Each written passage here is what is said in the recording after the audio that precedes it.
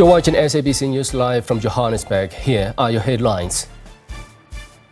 The EFF will elect its top leadership at the party's third National People's Assembly at the Nazareth Expo Center in Johannesburg today. The other cause that we have seen also increases the chances of drowning is people who are not lifeguards and trying to save other people. As municipalities gear up for an influx of revelers to their beaches this weekend, more lifeguards, police officers and safety patrollers have been deployed to the beaches to improve safety. U.S. Secretary of State Antony Blinken met with Iraq's Prime Minister Mohammed Shia al-Sudani to discuss regional issues, including Syria's future.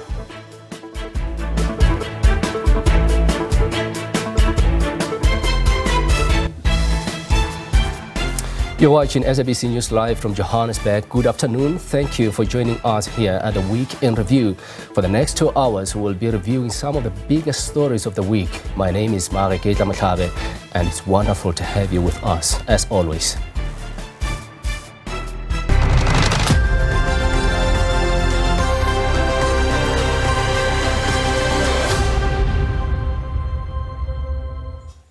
The EFF will elect its top leadership at the party's third National People's Assembly at the Nazareth Expo Center in Johannesburg today. Over 2,000 delegates are expected to nominate and vote for its top officials, while it has been speculated that party leader Julius Malema will come back uncontested. The position of the deputy president has been left vacant following Floyd Shibambu's exit from the party. Let us now cross to my colleague Ayanda Nyati, who is at the Nazareth, where the EFF elective conference is taking place. Ayanda, good afternoon to you. Day 2 of the conference, and there's already plenty to digest, especially after yesterday's political report and this morning's media briefing. What can you tell us? Marateka, you'll forgive me, not the best connection I have to you, but we've decided to swap the studio for the outdoors under the scorching heat of the sun here in the south of Johannesburg. Of course, ongoing discussions are still happening behind closed doors well into the second day of the EFF's third National Elective Conference. And so far, things have gone on rather smoothly, albeit just a few late starts. But you're absolutely right. I mean, there's been so much talk around, for example, the composition of the top 6, which is going to be elected later on today, and of course of that 40-member Central Command team, which is the highest decision-making body in between structures. No overstating, for example, why that is an important aspect of this conference to watch. But if you were to ask me, I'd say a big talking point, despite the EFF leadership's own wishes, is certainly the elephant in the room in Mbuyiseni Ndlozi. That question was always going to be posed to the leader of the Red Berets, outgoing leader, technically speaking, and his response has had tongues wagging, trending on social media. Essentially, he says something to the effect of them not entertaining nonsense. He says everybody who is not here is not supposed to be here, and is essentially likened what's taken place to egoism, essentially suggesting that no one person is greater than the entire organization. Watching those developments with us from day one, let's bring in once again Professor Lesiba Tefu, who's our political analyst here on standby, who's been helping us connect the dots, as it were. Prof, great to see you, if we dare connect the dots, given what's being said. The elephant in the room is something that I think, it'd be remiss of us not to at least reflect on at the very least. And interestingly enough, the commentary now it's just about how Julius Malema has handled this moment. What's your reading into the response he gave to journalists earlier today when he essentially said, and I quote, "Call him yourself"? Yeah, I think I must swallow my words. I must eat my cap. I had hoped that there could be a possibility to sit under a marula tree and for the two to smoke the peace pipe. But after his concluding line yesterday, quoting Martin Luther King, in the end, it will be not the actions of our enemies that we'll remember, but it will be the silence of our friends that we will remember. And I said, oh, how unfortunate. Today I listened to him again. The way he spoke again in reference to Ngozi, I don't think there is any hope for the two to mend ways and work together again. I think it's almost definite that Mbuyiseni is on his way out. Even if we're to try to come back, it's a marriage that cannot work. Maybe he saw it coming and he decided, I'm not available even for any position. And if there is anything to be discussed, let's do it after the conference. But I think he's definitely on his way out. Yeah, this moment also allows us to reflect on how, the spectre of Mbuyiseni Ndlozi has been handled. I mean, if you were to ask me if there was clarity and openness from the beginning, I don't know if there'd be lingering questions around his whereabouts and, more importantly, why he isn't here. To what extent do you reckon, in a stroke of irony, the EFF itself has allowed this to become such a big issue? It has cost them a lot. It has cost them a lot. Look, they knew they were less than frank, I think, with the people.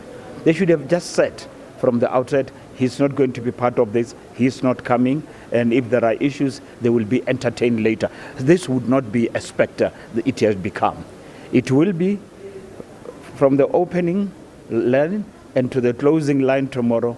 The spectre of Ndlozi will continue to loom large. And by allowing it, right, to be in the hearts and the minds of the people in the way it does, it doesn't help the cause of the EFF. If anything, it's detrimental to their cause. Sure. I know you're a scholar and we're listening very closely to that almost 4-hour-long political report from the EFF yesterday. I think we're going to digest it in piecemeal throughout the course of today. Mm-hmm. He really went deep into academics, if you were to ask me, Marxism, Leninism, quoting Franz Fanon's The Wretched of the Earth, the pitfalls of national consciousness is a chapter I remember that he spoke about as he tried to really ground the ideology of the EFF. Superficially speaking, as a start, who do you think that political report was directed to, especially because even in some instances he admitted that it was quite long? Yeah, I think there is something called hubris, Hubris. I think he suffers from that. The departure of Ndlozi and Floyd is seen as a departure of the intellectual hub or capital that shaped and gave gravitas to the organization, shaped the policy and gave gravitas to the... And I also concede that much. I think in the team that wrote that speech, they wanted to demonstrate that they can also be intellectually engaging. Maybe I should say I'm a professor of philosophy. I taught Marx. I'm teaching African philosophy, indigenous philosophy, Western philosophy. And I looked at the audience and I said to myself, if I were to ask these people here, more than 80% of them, if I were to say, Karl Marx, was he Zulu or Ndebele? I doubt if many, with due respect to them, some of them can't even spell Marx or Karl. So why go to that length? Use a simple language accessible to your audience, at the same time to the people out there that you would want at least to buy into your message and then give you support or become your members. I think they went too far to prove that they can be intellectual, they can be scholarly, and they can engage philosophical concepts. Well and good, that's fine. It was well written, that's fine. But it was misplaced for the audience they had. And to emphasize, I don't think this is to downplay the intellectual capacity of the delegates that are here. I don't think anybody is saying that. But, something that a lot of people have grappled with is, was this the best political address that you could give to an organization that has had a number of setbacks this year and in many ways is looking, I imagine, to attract, if not consolidate, those that they have within their ranks? And the sense I'm getting from you is that whilst there might have been depth, rigor, perhaps a richness from literature, perhaps this just wasn't the place. Yes, but this was not the place. Towards the end of his speech, right, he spoke to the things that matter, that his audience yesterday and today could understand, even the people out there. and how part of contending with the challenges the people on the ground are confronted with is what the people want to hear.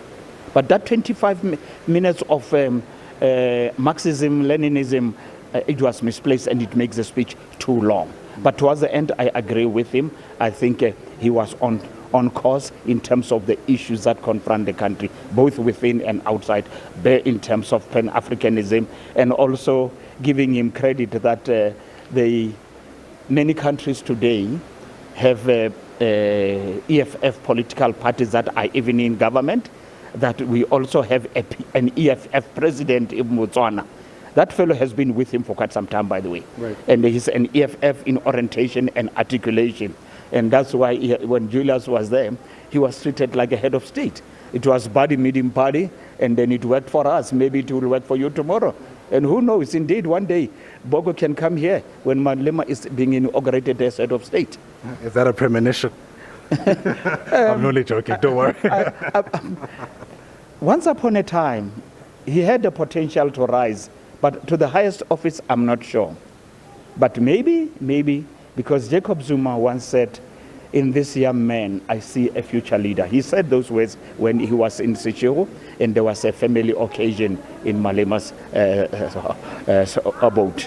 So, yeah, there are things that he can say and do well, if only he could manage his language. Tone down, right? Less abrasive, less divisive, right? Just message it in a way that it doesn't divide the people of South Africa. You know, the founding fathers and mothers of this country had a very clear vision, and they made sure that vision is encapsulated in the constitution. They said, whatever we do, we shall be guided by the three values: reconciliation, nation building, and social cohesion. And anybody who does anything contrary to that is very unlikely, where we are today, to find support. People want to work together, and as my parting shot always, unless we work together, black and white will perish together as fools.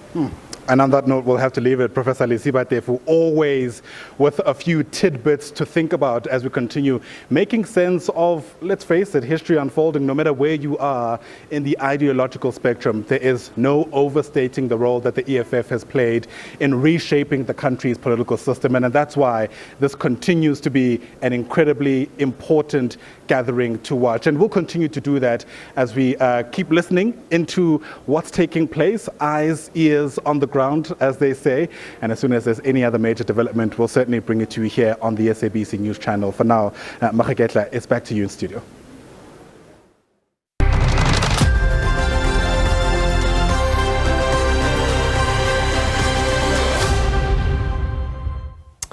Now, from one conference to another, the SACP is holding a watershed conference to decide on its future and the future of the alliance at Boksburg east of Johannesburg.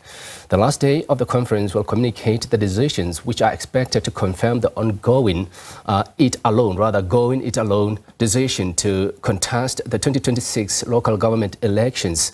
Former President Thabo Mbeki is also expected to address delegates on the last day. SABC News reporter Ntantla Khatlani gives us a live update. Good afternoon to you, Ntantla. Talk to us. What can we expect from the conference today?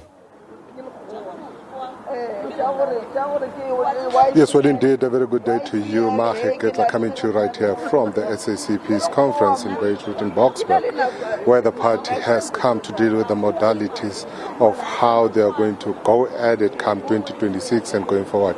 If you remember, Makaketla, the party decided that it would, going forward, contest, the upcoming local government elections in 2026, and going forward, they will also contest elections independently, but still remain within the alliance. Makaketla, ANC Deputy President, yesterday came, he led a delegation to come and join in on the conference.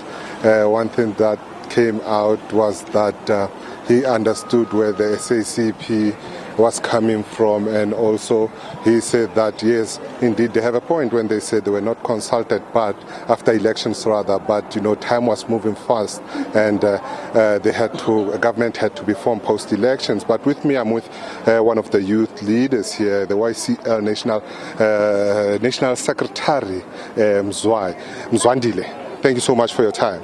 The ANC Deputy President responded yesterday saying that you guys had a point when you were saying that you were not consulted, but he said the time was moving fast, events were happening fast, and he considered that yes, you guys had a point, but he hopes that the decisions that are going to come out of here don't affect, the alliance. Yeah, thank you for having us. We have noted the message by the ANC Deputy President, and we do believe that is an expression of the ANC position on this matter. We welcome these sentiments as shared to understand respectfully the position of the South African Communist Party. The South African Communist Party is an independent political party, and the political party of the working class of this country. And then what we are saying is that at least this gives us some inspiration that reconfiguration of the alliance to live up to the 2007 Congress resolution of the African National Congress, which it's postulated that the alliance must be a strategic center of power. How are you going to get it? How are you going to contest elections? You guys had discussions at night, but the reality is that it's going to be tough for you guys to rebrand. People know you as a partner of the ANC, and you're saying that you are going at it independently. How are you going to ensure that people recognize you as an independent entity? The South African Communist Party, as I said, is a vanguard of the working class, and number one is for the working class people, and the working class people can relate with the South African Communist Party. What we're saying, we are saying because this is an existential issue for the South African Communist Party. If the South African Communist Party does not take this stand and implement it firmly, it stands to perish.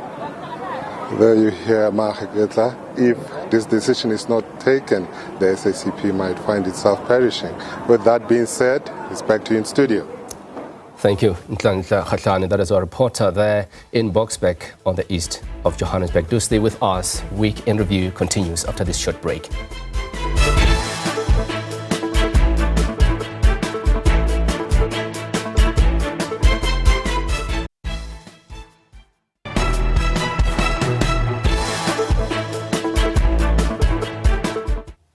Welcome back, and thanks for staying with us. The Buffalo City Metro in the Eastern Cape says it has recorded one death at one of its beaches since the beginning of this year's festive season. A young boy was found floating at Gonubi Beach in East London and was retrieved by the National Sea Rescue Institute. As the Metro gears up for an influx of revelers at its beaches this weekend, more lifeguards, police officers and safety patrollers have been deployed to the beaches to improve safety. 43 lifeguards have been deployed to work 24 hours at the Metro's 10 beaches with an additional assistance from beach safety patrollers and the SAPS. Despite these efforts, children's lives remain at risk due to poor parental supervision. The Metro has flagged adults who consume alcohol at the beach, as well as those who swim under the influence of alcohol, as high risk at the beaches. The fatality that we have so far has been of a child who was swimming unsupervised. We're urging parents not to allow their children to come to the beach and swim unsupervised. And of course, the huge challenge of people coming into the beach intoxicated, having drank alcohol and being unruly. It's a very, very big problem for us. Lastly, of course, people that do not adhere to issues of our lifeguards. Whenever you have any instructions, like if you look at the beach that we're in right now, the tide is very high. So you need to listen to their lifeguards. You need to adhere to all those instructions at all times. Beachgoers have also cautioned parents to take full responsibility for their young children while enjoying a day out on the beach. Residents and tourists have also been warned against braving the sea in a mission to save others from danger unless one is a well-trained swimmer or a lifesaver. And the other cause that we have seen also increases the chances of drowning is people who are not lifeguards and trying to save other people, and then they put their lives at a very much high risk, because of if ever you have not learned the skill of saving lives, you will be putting yourself in high risk, and then you end up drowning and become the victim of drowning. South Africa has one of the highest drowning rates globally, with approximately 1,500 deaths annually. This is according to Life Saving South Africa. The Eastern Cape and KwaZulu-Natal provinces top the list with the highest drowning rates. Sidima Mveku, SABC News, East London. Now to these women, youth and persons with disabilities, Minister Sindisiwe Chikunga has commended traditional leaders for their continued support in the fight against gender-based violence and femicide. She was speaking at the close of the 16 Days of Activism for No Violence Against Women and Children campaign. Chikunga said 10 December marks the end of the campaign, but also the beginning of the government's intention to confront the scourge of GBVF in South Africa for 365 days. She said findings of the recently released South African National Gender-Based Violence Prevalence Study, a baseline survey on victimization and perpetration, will serve as a guide for immediate action. Joining us on telephone line to discuss the campaign further is Lisa Vetten, who is Social Economic Research Associate. Lisa, thanks so much for joining us here at the Week in Review. Was there any difference in this year's campaign, whether it be implementation, tone or outcomes? No, not really, because I don't think the campaign can do much more than raise awareness. I think there was a lot more awareness perhaps because of the release of the study that you're referring to. I think it gave people a slightly broader sense of the problem. So I think that is helpful. We haven't had a national study in almost 20 years. So we do now have some statistics that we can work from and that give us a sense of where we need to focus and I think where we are not making much of an impact at all. Yeah, interesting. I mean, given that this is an UN campaign, country context matters in the approach of the program, isn't it? How does South Africa rank in terms of the incidence of GBVF and the policy interventions that exist? It's always quite difficult to compare countries globally. I mean, especially when you start using police statistics, because countries use different definitions of crime. But I think in relation to something like femicide, there has been research suggesting that South Africa probably has the fourth highest rate of femicide in the world, with Europe, and Jamaica, and the soon to be somewhat ahead of South Africa. What is also interesting, and I think is something we should really pay attention to, is that in the 1990s, figures for femicide were more than double what they are now. And that's because it's useful, I think, just to help us get a sense that we have made some kind of progress. I think what's worrying is that we've hit a plateau and are not moving much further forward, despite all this increased awareness. So I think it's telling us that awareness really isn't enough. 16 days are really not enough. I mean, I think just speaking in relation to rates, again, hard to say because there aren't really good global statistics for rates, but South Africa certainly ranks amongst some of the highest reported rates of rape in the world. Yeah, Lisa, I'm not sure if you have been able to have a look at the South African National Gender-Based Violence Prevalence Study. I mean, if you did, just share with us some high-level insights from that document. Sure. So I think one of the very important findings that the study makes is that women with disabilities have a higher risk of gender-based violence than do able-bodied women.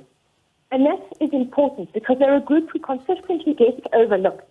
I think people tend to think that if you put a ramp into a court, you've addressed all the problems of women with disabilities. And that's clearly this finding is telling us it's not enough and you need very specific and different interventions, I think, to address the needs of women with disabilities. That's an important finding. I think the other important finding was its suggestion that black women may be more vulnerable to violence than women from other of South Africa's racial categories. I think why that's important is it tells us that the vulnerabilities, not the fact of being black, but the vulnerabilities that go in our history that have made women who are black at greater risk because I think we've grown up in a society that is racist, that has tended to devalue and belittle black women's achievements, has denied them to the greatest extent, education, they continue to earn the least in South Africa. All those factors clearly are what is adding to vulnerability. So it's also telling us about some of the structural things we need to do.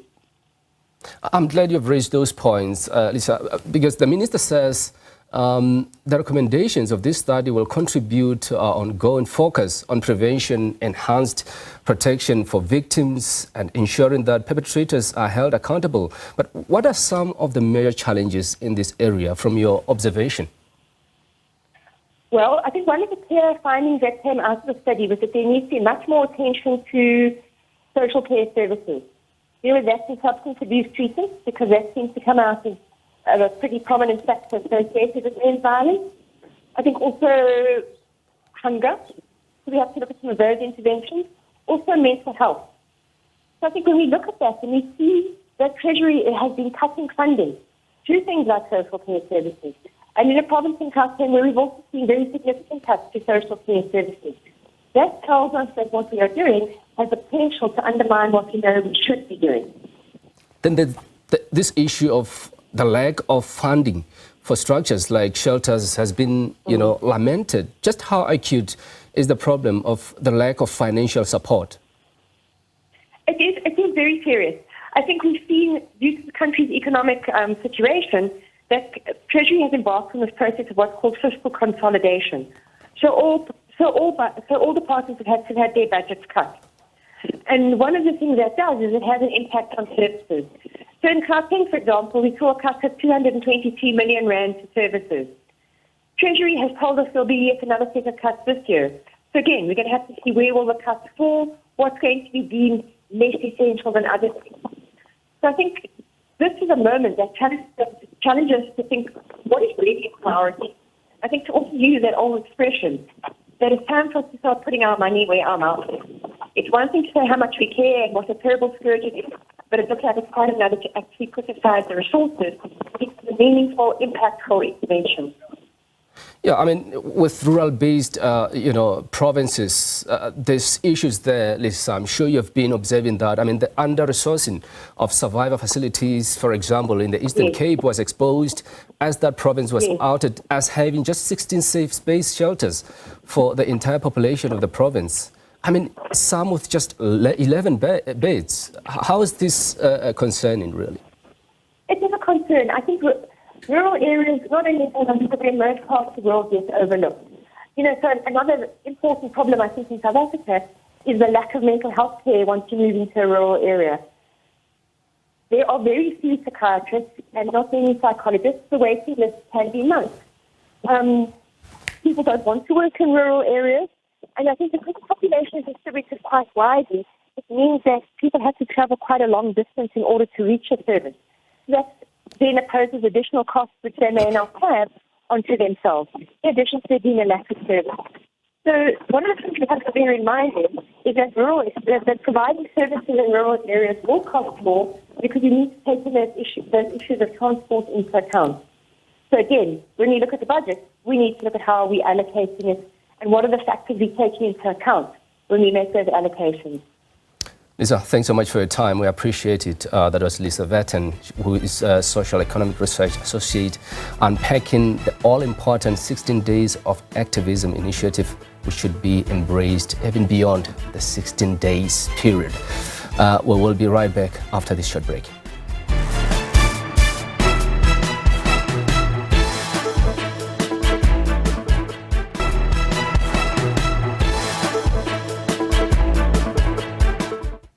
Thank you for staying with us. Let's move to this story now. The whole world this past Monday observed International Anti-Corruption Day, a reminder of our shared responsibility to fight against all forms of corruption. As South Africa continues to grapple with the effects of corruption, businesses are being urged to take proactive steps to prevent corruption and promote transparency. One way to do this is through the adoption of E-invoicing, a system that allows for secure and seamless exchange of documentation between businesses.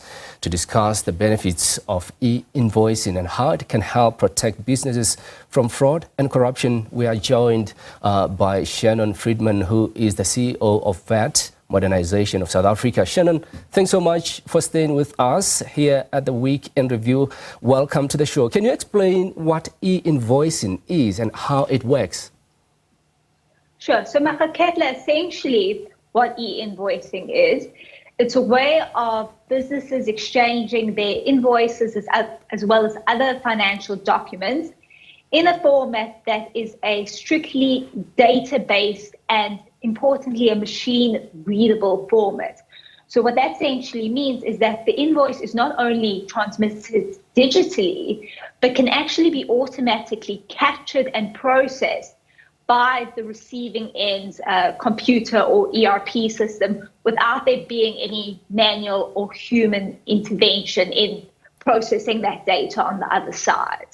Quite interesting, but just in layman's terms, talk to us about how the e-invoicing differ from the traditional invoicing method. Sure. So often e-invoicing does get confused with other digital invoice formats, such as, like you say, sending an invoice via PDF or via email. The big difference between an e-invoice and an invoice in those types of formats is its ability to be processed or, let's say, captured in the other party systems automatically. So what traditionally happens with email or a PDF invoice is, yes, I am receiving it digitally or over a network or email, etc. But in order for it to be processed on my end and entered into my systems, there is some human input that's needed there. A person would need to take that invoice, look at it with their eyes, and enter the data into their systems, just due to the fact that the computer can't automatically process a PDF that's coming from multiple different sources, because each business that's sending you an invoice, they've got their own ways of structuring it, how it's formatted, etc. So it requires a set of eyes for it to go into that person's systems. Whereas an e-invoice, rather than a visual format such as a PDF, it's visual. In other words, you can see the information and it looks like a traditional invoice.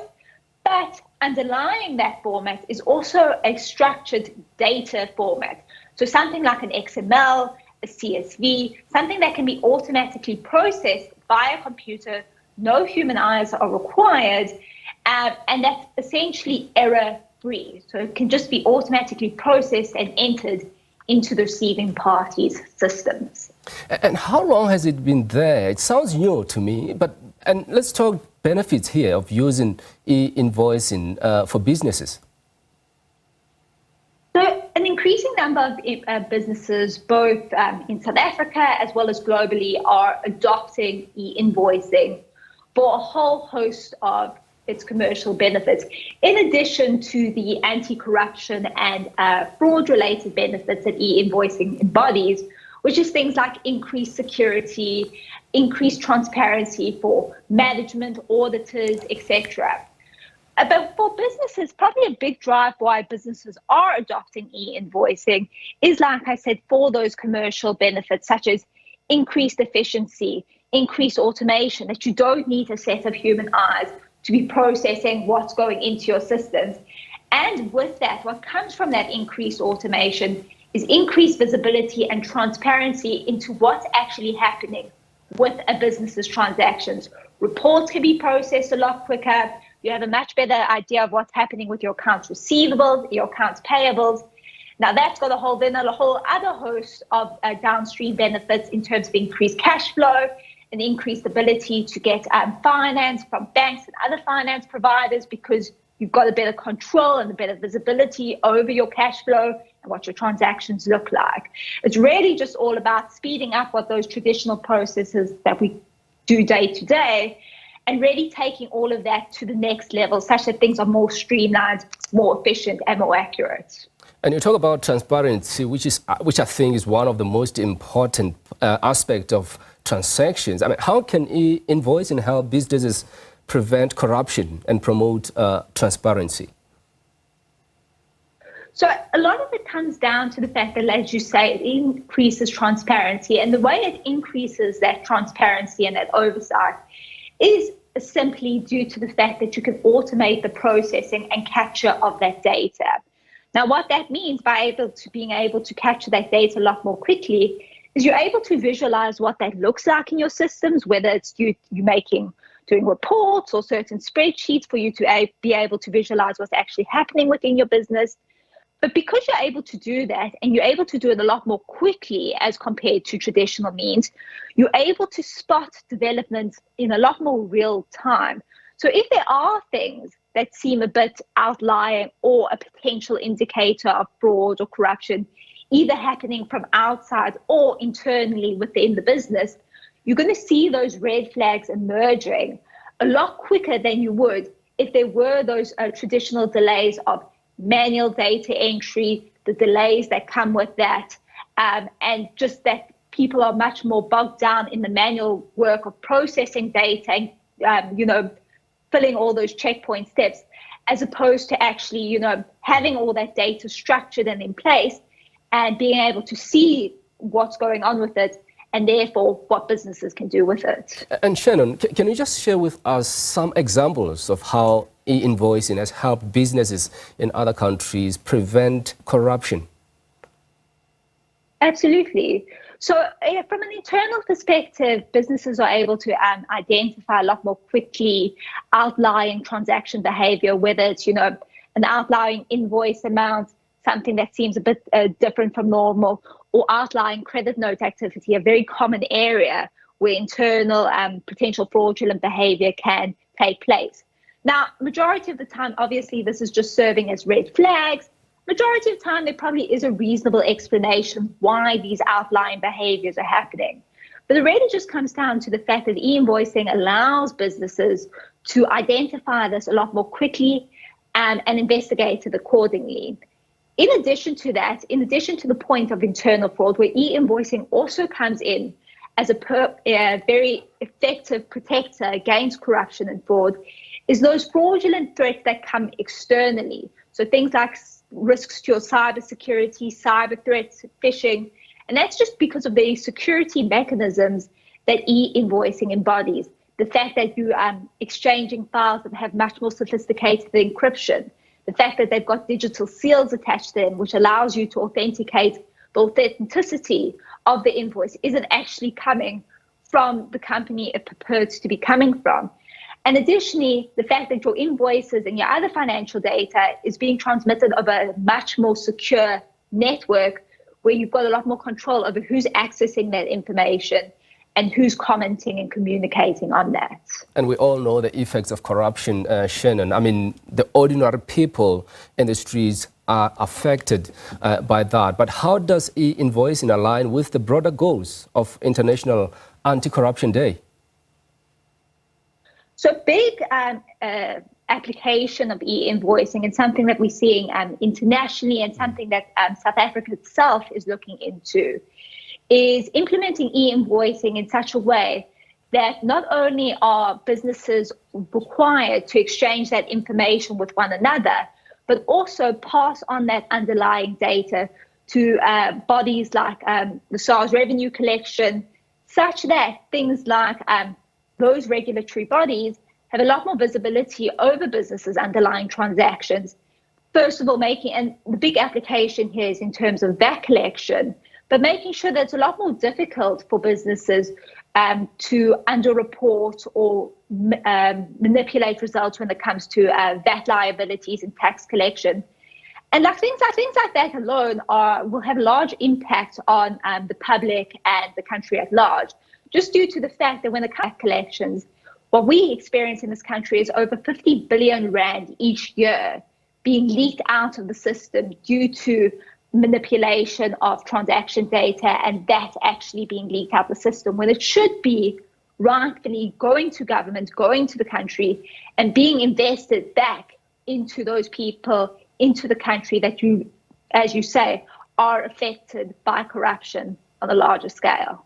Well, I'm sure entrepreneurs are all watching this Shannon, let's talk about the steps that they should take to implement e-invoicing and just to ensure as well a smooth transition to this e-invoicing. Sure. Well, I think when you're looking at South Africa specifically, SARS has announced its plans to implement or roll out mandatory invoicing by 2028, which is around 3 to 4 years' time. So I think where businesses really need to be taking a start at this is really trying to look into their systems and potential solutions early, understanding what e-invoicing solutions might be most applicable or suited to their current systems. Ideally, you want a system in place that it can integrate with your existing systems very seamlessly. You want to avoid things like system overhaul or completely expensive systems change as much as possible, and rather go with a solution that can bolt on to your existing system and allow you to continue transacting as per normal. I think what's very important is you want there to be as little of a learning curve as possible, something that allows businesses to be transacting as normal, and that for this information and data exchange that we're speaking about to be happening in the background, while at the same time integrating with their system such that they can get those commercial and automation benefits of invoicing out of it as well. I mean, there are those who really want to broaden their business, isn't it? But the question perhaps would be, what are some of the benefits of e-invoicing for businesses, particularly in terms of attracting and retaining international clients? So there's big benefits when it comes to when you're looking at the global market and international clients and suppliers. The big reason for that is what we're seeing overseas and in terms of global trends. As like we've said earlier, an increasing number of businesses are adopting e-invoicing, not necessarily from a regulatory perspective, but due to the fact that they can have a better control over their supply chains and over management of their accounts payables and receivables. But the thing is, in order to optimize the benefits that you do get out of e-invoicing, it really is a two-way street. Not only do you have to be able to send out and receive e-invoices yourself, although that's half of the issue at hand, but you really get the full benefits out of it if your trade partners, in other words, your suppliers and your clients, are able to accommodate e-invoicing as well. So what you're going to see is that for South African businesses, in order to remain globally relevant and in order to remain as competitive options for being suppliers or clients of overseas businesses, they're going to have to adopt e-invoicing regardless in order to accommodate those businesses' needs. Because you're not going to want, what we're going to see is that you're not going to want to be dealing with businesses where you have to manually process their documentation and their invoices and other documents when those things can be done automatically. So it's really about a thing of remaining competitive and remaining relevant in the global market. I just wonder, from your observation, Shannon, why is SARS intent on introducing e-invoicing as a standard in the next few years? What are you reading? What are you hearing? So really what it comes down to is addressing SARS's VAT compliance gap. So really about increasing the VAT collections and bringing those actual collections more in line with what they theoretically should be collecting. I guess in the spirit of speaking about International Anti-Corruption Day and everything, that is obviously also an area where unfortunately it is vulnerable to fraud and corruption as well. And while this is a small portion of businesses that this relates to, what we do know is obviously the actions of a small number of people or entities can have a very large impact, and that is no different. What we see is that due to financial manipulation of transaction data and incorrect or fraudulent VAT returns, is that you've got a VAT revenue of 50 billion rand, 20 to 50 billion rand, that leaks out of the system each year. And when I say leaks out of the system, I'm saying it doesn't get collected. So it does not get into revenue's hands. And this is tax revenue that should be, as I said, directed to service delivery to the country, reinvestment back into government services. but that's not happening. Whereas where e-invoicing comes in, it allows SARS and revenue services to have a much more increased visibility over businesses' transactions in the same way that e-invoicing increases businesses' visibility over their own transaction data. So rather than businesses submitting aggregated VAT returns, as they currently do to SARS on a periodic basis, as they are creating their invoices in e-invoices, that underlying data will be transmitted to SARS in near real time, allowing SARS and regulatory tax bodies to have a real-time overview of what businesses' transactions look like and how their VAT liabilities are actually developing, in order to ensure that their collections are in line with what they theoretically actually should be getting. A business story that we'll keep watching closely. Shannon, thanks so much for your time. That was Shannon Friedman, who is the CEO of VAT Modernization of South Africa, helping us to outline the benefits of e-invoicing and how it can help protect businesses from fraud and corruption. Do stay with us. We'll be right back after this short break.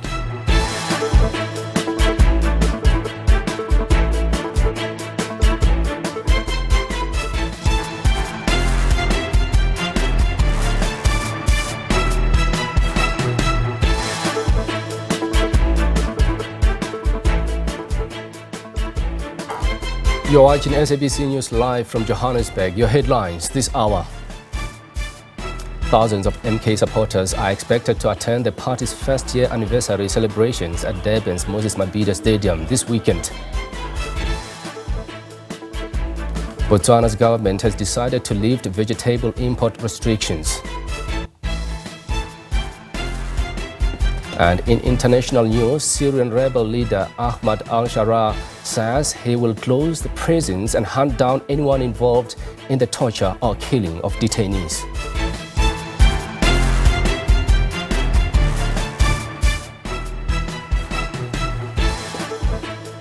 You're still watching Week in Review live from our studios here in Johannesburg. You can participate, share your comments or ask your own questions by giving us a call here in studio on 011-714-0680 or 81 or 82. It's an honor to have you with us at this hour.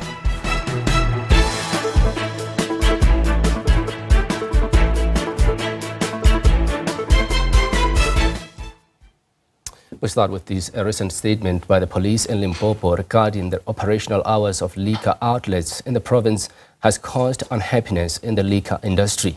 The police made an input during a consultative session with leaders and other stakeholders that the Limpopo Liquor Act of 2009 should be amended to include a curfew enforcing outlets to close before 2 a.m.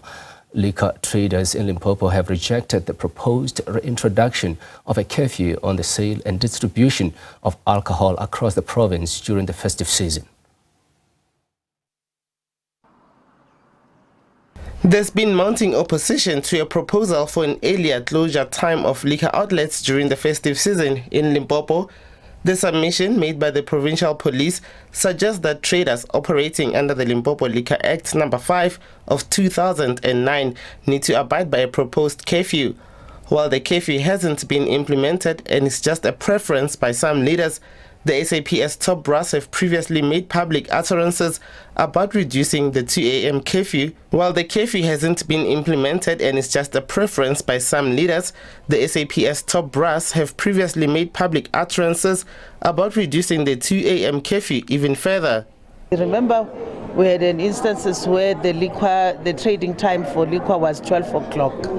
And as it was 12 o'clock, we have seen that impacting very positively in terms of our crime statistic. So it's one factor that we can always wish that as they relook into the legislation for Limpopo, this is one thing that they need to also look at it. We have made that submission during the conference. I think Lidet is the one that is working on the final document. We have been briefed that whether our input has been escalated into the Limpopo Liquor Act. We hope so.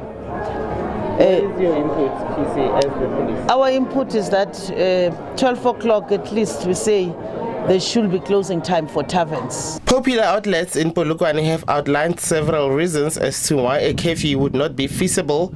The majority of the outlets have converted their licenses to align with the newly amended legislation. The current Liquor Act that all traders need to adhere to does not stipulate a closure time earlier than 2 a.m. Liquor trade in South Africa is legal, provided you have obtained a liquor license from the provincial liquor board. So we will not tolerate a situation where SAPS will treat liquor traders with licenses as illegal liquor traders, because of they've subjected themselves to ensure that they will comply with the laws of the liquor boards. SAPS cannot enforce what is outside the Limpopo Liquor Act regulations. Even if they implement the curfew, people will stockpile. Hence, we are saying that we reject the proposal. Limpopo liquor traders are crime victims too. We are willing to assist the SAPS in this issue of crimes through other alternatives, not curfew. The input made by the police has been strongly rejected. The closing time being taken down by an entire 4 hours would essentially mean us having to let go of people, us having to stop feeding the families that we currently are. So it's about a lot more than groove and, having a great time and that kind of thing. It's about the economic development of this province. If there's one thing that Limpopo is not known for, it's crime.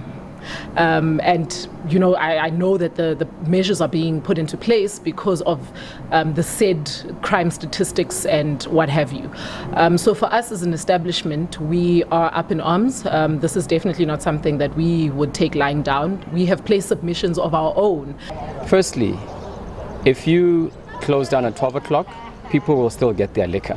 They will still get their liquor because there'll be a mushrooming of a lot of illegal operations that trade in liquor.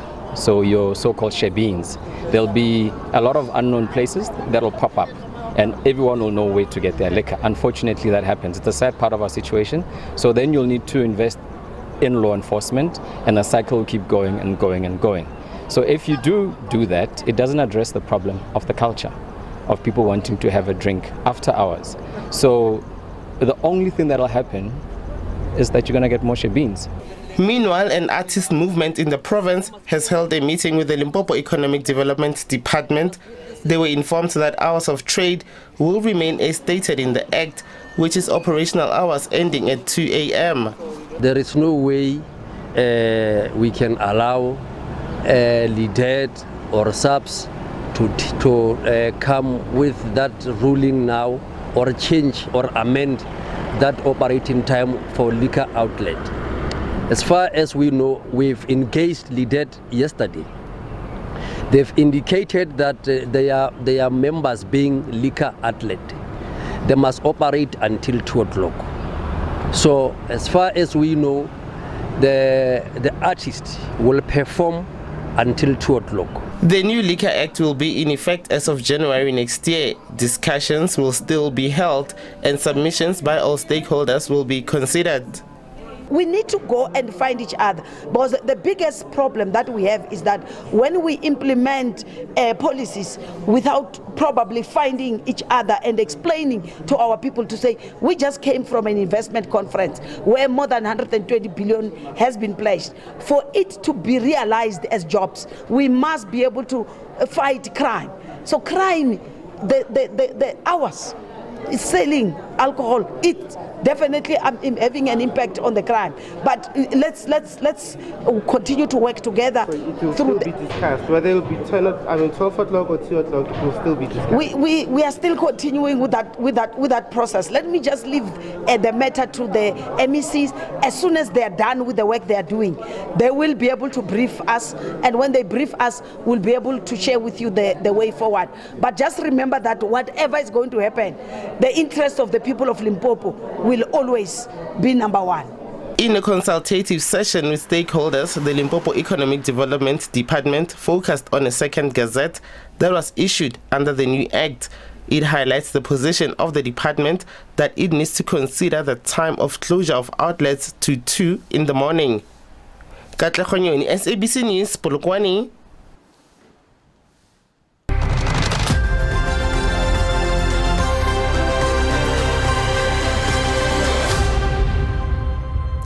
The EFF will elect its top leadership at the party's third National People's Assembly at the Nasrec Expo Center in Johannesburg today.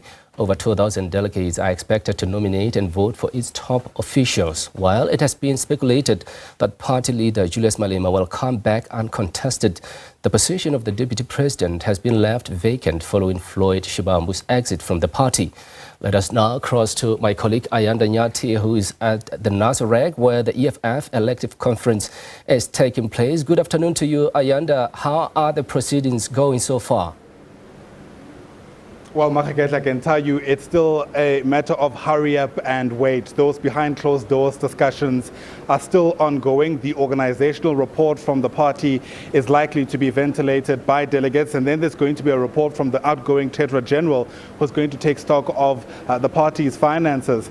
I'll tell you what, heat wave or not, we are standing by, waiting, in some instances with bated breath, I suppose, given what's been said this morning, to get a sense of where we are, especially given the commentary around Ndlozi, but also around the organization itself and its standing, given the May election outcome and what the way forward may look like. Now, of course, economics is in the organization's name as the EFF, and as a socialist organization, they've always been very upfront about some of their policies to do with the economy. And so we thought at this hour we should take stock of what those policies are, where the EFF stands, and I suppose the kind of loopholes, I beg your pardon, or the leaps they might have to jump in order to see those policies through, if in fact they are successful as they wrestle state power. And for that, joining us now is our economics reporter, Glorious Sefakomusu, who's with us watching developments and has been going through the policy documents to distill some of the important issues. Great to see you, Glorious, under the sun here in the south of Johannesburg. It's 33 degrees, by the way, but that's got nothing to do with the EFF, I suppose. Let's speak about some of those prospects, economically speaking. We know as a socialist organization, as I mentioned, they've been very big on the masses. In fact, they've called for a whole lot of reforms to tackle things like low growth of the economy and the prospects of women in South Africa. So the EFF is very concerned about what we are seeing, what many people are living through, is in terms of the high cost of living, people being unable to afford anything really, most things, because of the low growth, high unemployment, which they are concerned that it's mainly affecting the youth and women and still previously disadvantaged people.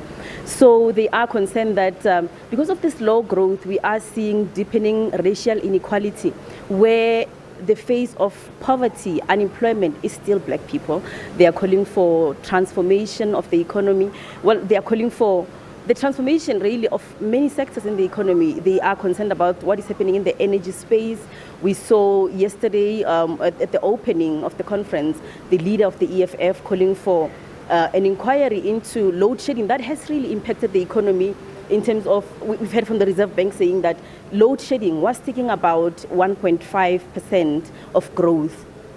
So they are calling for, as much as we have not seen load shedding in a few months, but they are calling for investigation as to is this crisis that we experienced that has taken so much out of the economy, was it man-made to create opportunities for business people to come into the independent power producing space. So they are calling for that investigation, a commission of inquiry. So they are concerned also that youth is unemployed. About 60% of our youth is not in education, is not in any form of training or employment. So they are calling for a reform of different sectors, even the informal sector that is employing so many young people that can go into and start businesses, support for that, in access to financial resources to be able to start businesses, since there isn't much employment in the economy at present. They're calling for a look at the manufacturing sector that used to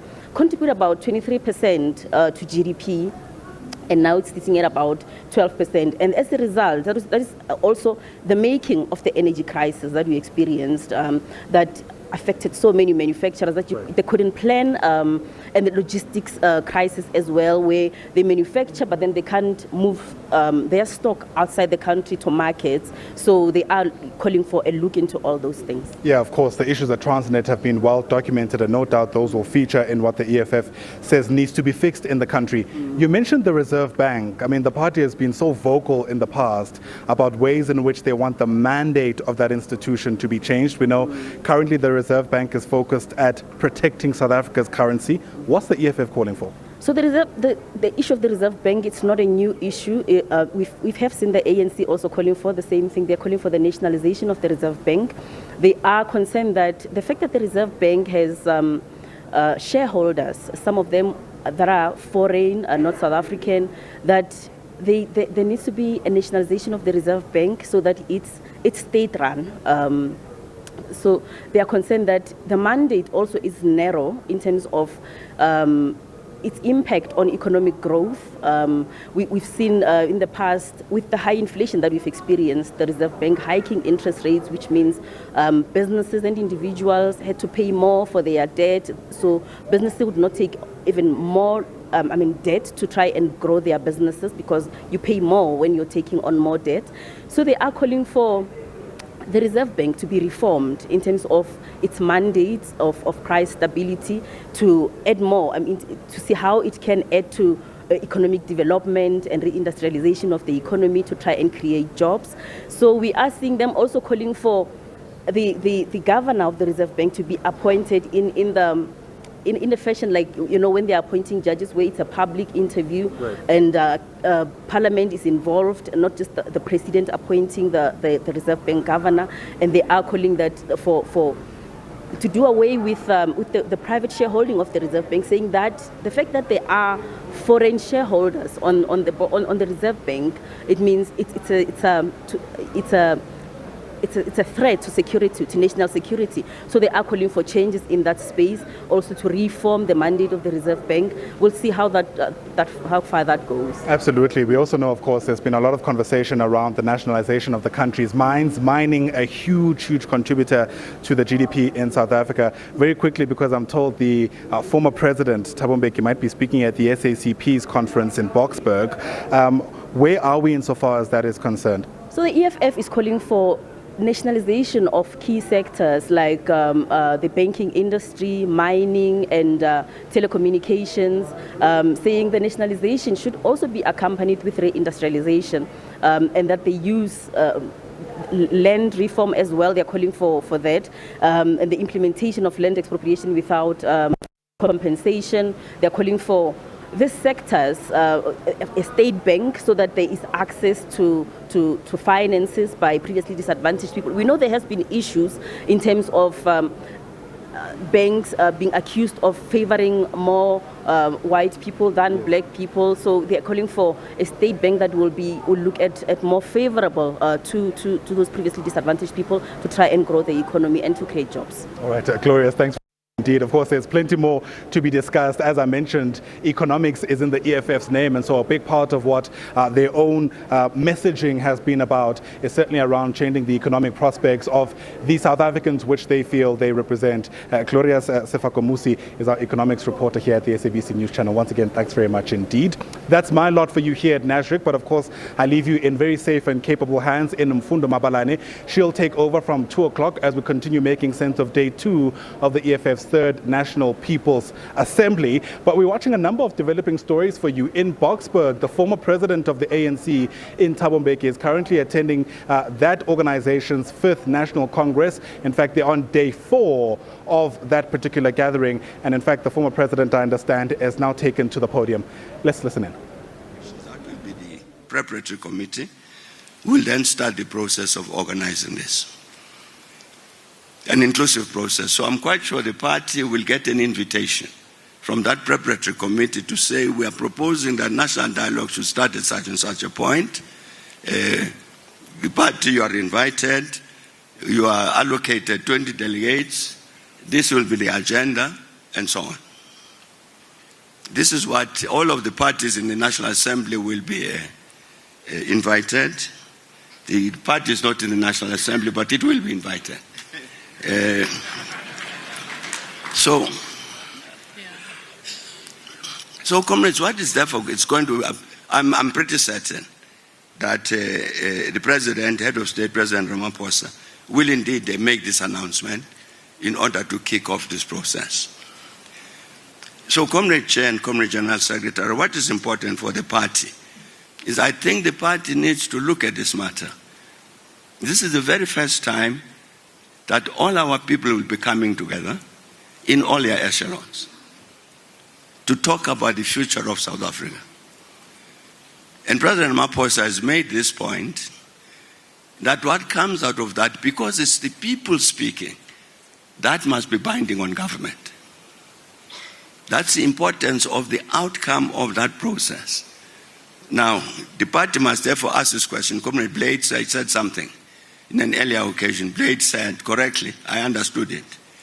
He said, therefore, the party is going to make sure that it organizes the workers so that the workers then are able to make their own input in terms of all of the items on the agenda.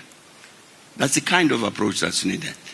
So the party must have a look at this thing. I think the Central Committee will have to do it, to say in the light of this convention, with everybody in the country coming together on various topics, so at least an agenda of at least 12 different issues, how will the party impact on that process? So that by the time we come to the outcome of the national dialogue, that outcome is an outcome which for the party will say we support this outcome. That goes for everybody else. Because in the end, if progressive formations like the party don't do that, there are other people who are going to do it. You'll get different results. I say to some comrades that I know some parties here that have got much better access, for instance, to the intelligentsia, to the universities and so on, to call on those forces, to say, they will say, please help us to deal with all of these issues on the agenda. I don't know if the party has got that kind of access. But I'm saying there are other people who will intervene. But it's your responsibility as a party to say, in the light of the fact that the nation is coming together to determine its destiny, we need to be very much part of the process of determining that destiny. And therefore, we as a Communist Party will do the following things to engage that national dialogue and all of the different formations that in that dialogue to make sure that they go in the right direction. So that is all I needed to say, comrades, just to say you've got an additional task this year, 2025. An additional task is very, very critically important because it is about the people deciding where their own country should go. Yeah. It's no longer Codesa, when we met in Codesa, 1990, whatever, it was the political formations. Yeah. This time, it's political formations plus the people. And I was saying, Comrade Chair, critically important, I thought it was before you disperse, that I should raise this matter so that the party is alert to this strategic challenge. A strategic challenge to intervene as the nation is discussing the country's future, to intervene so that it makes its own contribution in terms of defining that destiny. Thanks a lot, comrades. Amandla.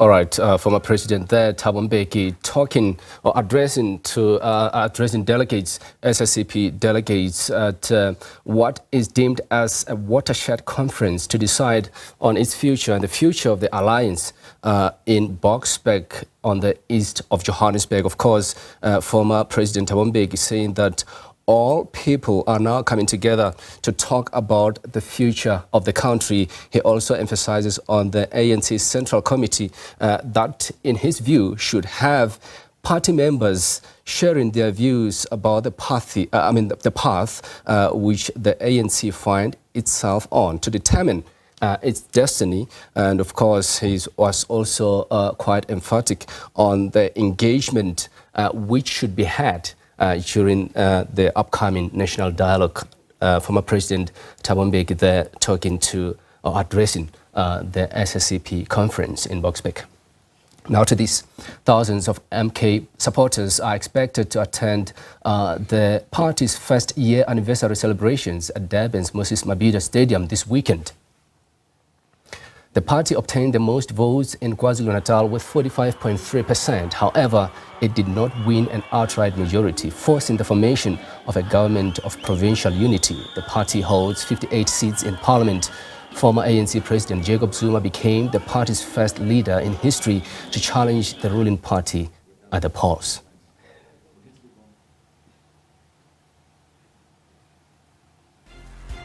Now, we will be right back after this short break. Do stay with us.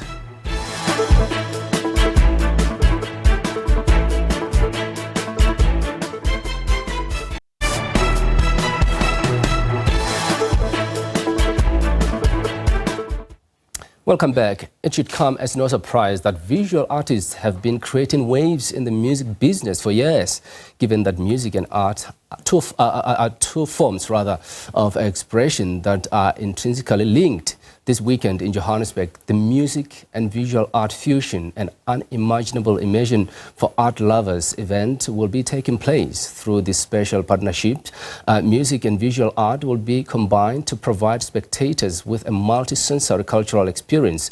This project emphasizes the rich tapestry of South African art while showcasing the collaboration between two cultural fields. To elaborate, the musical duet Marumo Fam has joined us in studio, and visual artist Mamase has joined us through Teams. Ladies, thanks so much for coming through. We appreciate it. Let's start with you here in studio. I mean, just talk to us about the relevance of this event. Thank you for having us again, Mari. The relevance of this event, I mean, the fact that we are combining arts, lovers of arts, lovers of music, lovers of poetry and storytelling, it helps us to weave that tapestry in the sense that people are able to experience, you know, these artistic expressions or creative expressions in its fullness, you know. As creatives, you know, we explore different aspects of our artistic elements, and that's what it will do for the audience and the people who will be there. And just talk to us about the music and visual art and how media really tends to use that more often. Yes, so it's art meets music. We all know that, especially with musical artists, we tend to blend a lot of visual arts, especially in our photo albums, not photo albums, musical albums. And a lot of shows that we create as well, listening sessions of those albums, we tend to infuse a lot of art. So with this event, it gives us an opportunity to really dwell within the artist space, as well as it will be in a beautiful garden setup. So that also helps us enhance the whole artistry that we'll be experiencing on the day. And we will also be experiencing a beautiful live performance by Mandisi. So that will also further enhance, you know, the full tapestry, like Mamela said, about the art industry. You know, we tend to forget that music duet has faces. You are the faces of this duet. Just talk to us, just introduce yourself rather, your names and how you got to be involved in forming this. Okay, so as a duet, we are not just a duet, but we are sisters as well, blood sisters. And as sisters, we've always been lovers of art and music. And through that love, we established a movement called Marumo Fem. Marumo Fem is basically a movement or arts and culture association where we infuse different creative elements and produce events. We also perform at events. So we are, in the artistic aspect, we are DJs, and that's what we'll be doing as well at the event on Saturday.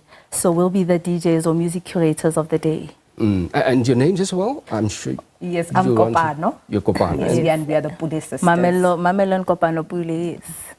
Mama, talk to us about this. Thanks so much indeed. Talk to us about this. I'm sure you're looking forward to this. 100%. Yeah. We're really looking forward to it. And like you've said, this is art and music coming together. And for me, I believe that the two create a multi-sensory experience, for the audience that will engage both sight and sound, right? Which will offer them a richer cultural and emotional experience.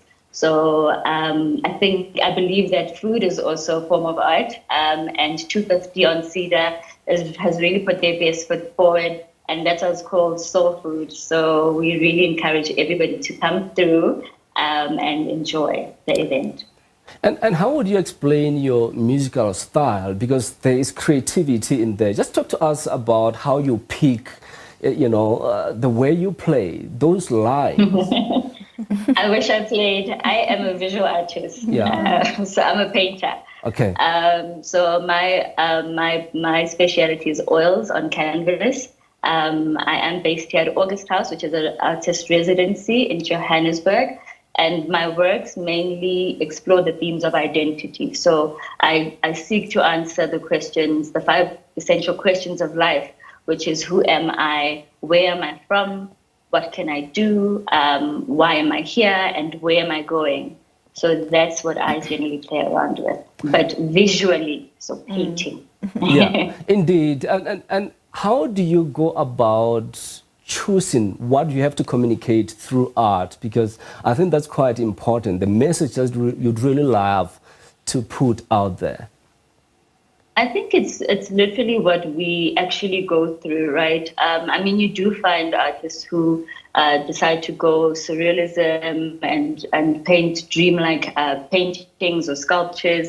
But for me, it's just facing certain things that I've gone through, the journey that I've gone through in my life, which are questions that you find that other people also either struggle with or have found answers to, or, so it's just sharing, it's asking the questions, it's having the communications and the conversations, I have a 95-year-old, well, she's 96 now, grandmother, and I have nephews. So you look at life throughout its spans, and also when we do our research to see how have things evolved over the generations, and that's how I then pursue what message I would like to portray in my pieces. And back to you, Marumo Fam. Let's talk to you, Kopano. Just how you pick up those lines, the style that you guys actually choose for perhaps certain audience. Talk to us about that going into this. So we play a multitude of music, but mainly we focused on the jazz aspect of things, because we know that jazz usually is the beginning of a lot of other genres, which is hip-hop and neo-soul. And so with our sets, we mainly look at the main artist, of course, which is Mandisi. He's a famous trumpeter. So our set will be mainly based on celebrating the South African music, the South African heritage, and artists in general that contribute a lot to the music industry, not just with playing instruments, but also as scholars, because as we know, Mandisi is also a scholar in jazz music. So with our sets, specifically the one for tomorrow, it'll be basically a lot of South African heritage from the past and from now. We mix the timeless and the new with all our sets so that we get also the full spectrum of the music in itself. So yes, with this specific event, we aim to also give the audience a little bit of school, within, yes, a little bit of music school within our set, so that we always get in touch, with the new artists that are releasing music as well right now in South Africa and internationally. So yes. And just the importance of sound, because that obviously when you play, you need to grab the attention of the fans. Talk to us about that. How is that important? Sound is it triggers a lot of things. As even when we were born, the first thing in the belly that we heard was the sound of your mother's voice. And from that, you are able to then, it can calm you, it can, you know, even when you have anxiety, even when you're happy, I mean, that's how we express ourselves through sound. And especially in South Africa, as South Africans, we love music. And that's what also brings us together and, you know, help us to even know each other and to network. So with sound, it's important in so many ways. It's important for our mental health. It's important even in times of good times, in bad times. So, yeah. And Mama, to you, I mean, I'm looking at the drawings here. I mean, that's quite captivating. Talk to us, where do you draw that inspiration from to do what we are seeing here? Look, I believe that it was a God-given talent, and I've always just wanted to explore it. But I actually must mention that from the visual perspective side, it won't just be me. I will be joined by 4 other amazing artists from August House as well. That being Bali Chabalala, Gamogelo Masimola, Wisani Manyisi, Le Pegezela Mabena.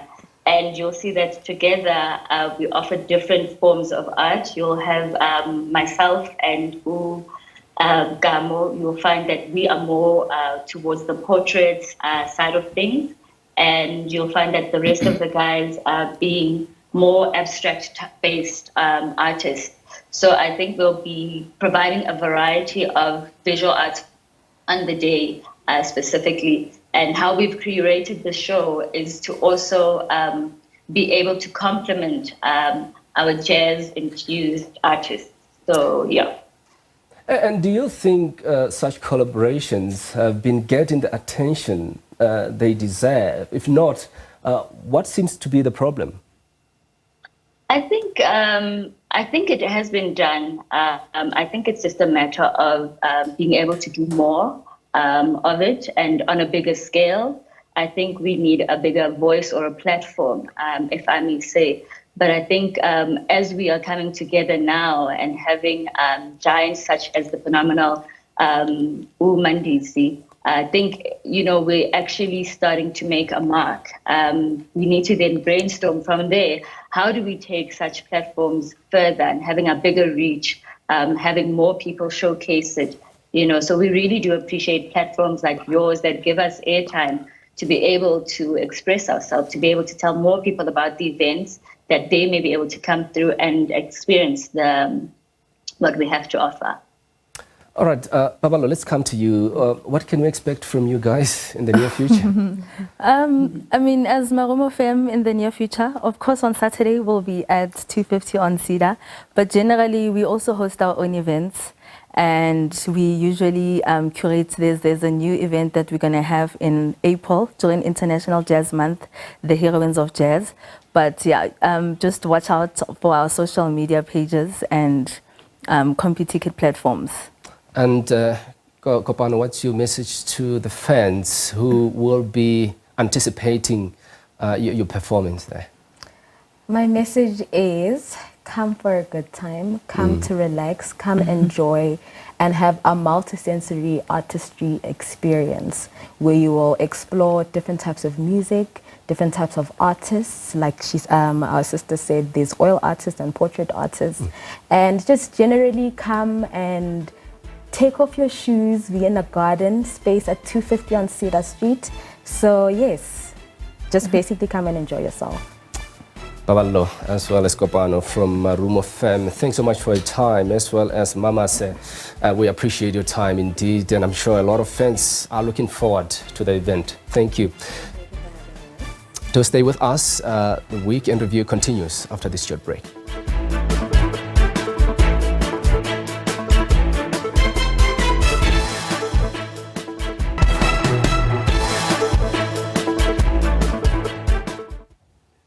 Welcome back.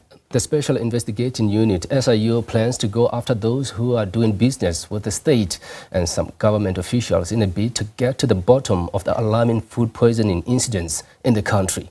The SIU says everyone who might be linked to the deaths of over 20 children must be held accountable. The body also wants to ensure that the funds that are set aside to help with the Spaza shop registrations are not misappropriated. There are also calls for other Chapter 9 institutions like the Public Protector to also look into the incident.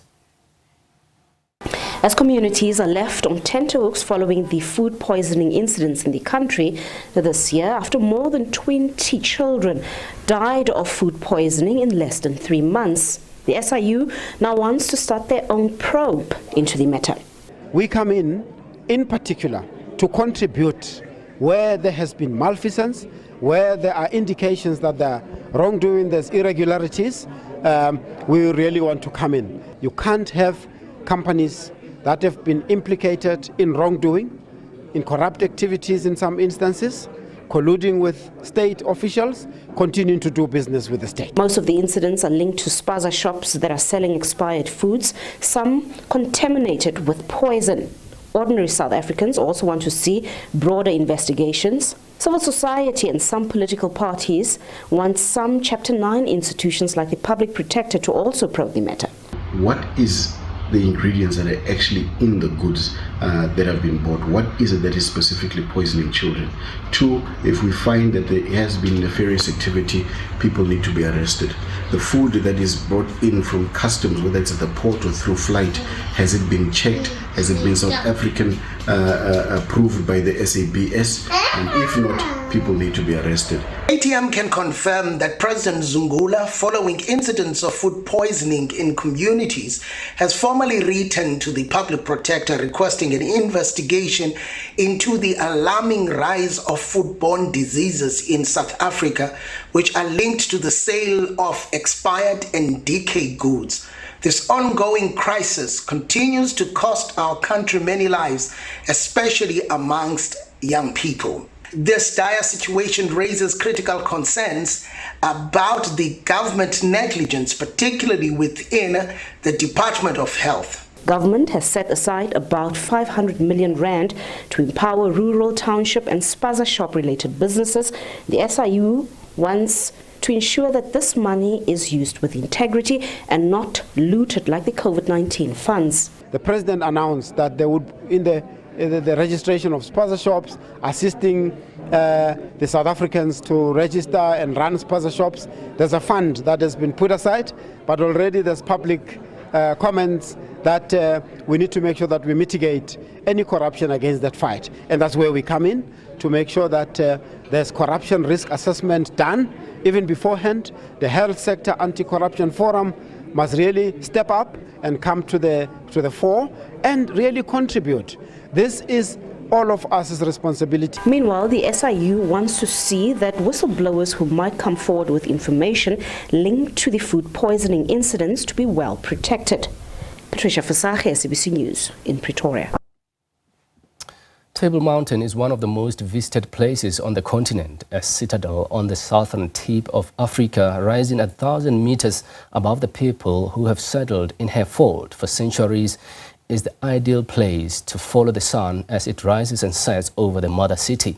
The Table Mountain Aerial Cableway Company celebrated its 95th anniversary this year too, delivering over 31 million people to the top of Cape Town's most spectacular vista. Dating back to the 1870s, proposals for constructions of a railway along the mountain slopes yielded no results. It was only in 1926, after a Norwegian engineer suggested a cable car, that plans were put in place. On October 4th, 1929, the first visitors climbed into a wooden boxcar to summit Table Mountain. Since then, there have been 3 major upgrades. Currently, we are able to transport 65 visitors at a time. So we've really and truly tripled capacity inside the cable cars. And the cable car uses modern technology, so it moves much faster than the previous one. The very first cable car took more than 10 minutes for the trip up the mountain. Wow. This one only takes 3 to 4 minutes. In June and July, the cableway shut down for the longest time in 25 years for major maintenance work. This work was imperative to ensure that it's in pristine working order according to Swiss international standard. Over 6 kilometers of cable, weighing around 80 tons, were replaced and spooled into place with specialized equipment. A Swiss expert team brought 7 large containers with material for the work to be done. right down from cable testing to lubrication to everything we do is preventative maintenance according to very strict schedules. We've obviously got daily regimes, we've got weekly regimes, monthly, 6 monthlies. The carriage overall, which I spoke about, i.e., taking everything off the cables and overhauling that's a 6-yearly event, which is now a 5-yearly event because we've moved it forward. So everything is according to the maintenance schedules from the original equipment manufacturer. Yeah. But the iconic flat-top mountain is not just a tourist attraction. For many people, it's a deeply spiritual place steeped in history.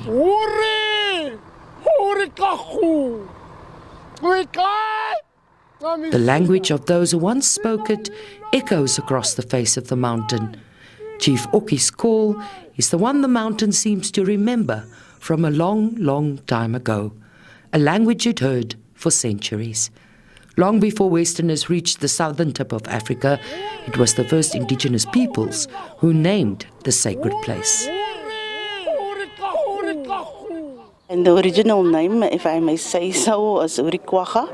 It actually means a place where the clouds gather. If you look at the sacredness and if you look in the east, that's where people gather to find God, to find, spirituality. And it was regarded sacred. Indigenous people knew how to treat the plants, the trees, and everything was just, in worshipping the Creator and being one with nature. The mountain falls within the Cape Floral Kingdom, with more plant species on the mountain alone than on the entire British Isles.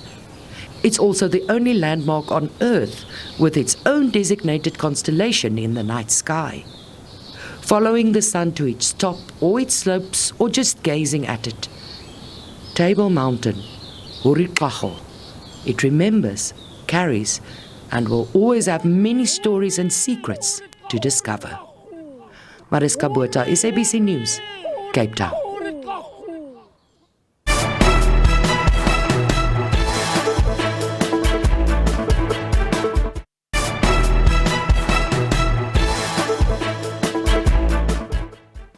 Welcome back. And in international news, the Syrian rebel leader Ahmad al-Sharaa has vowed to bring those responsible for the torture and killings of former detainees to justice.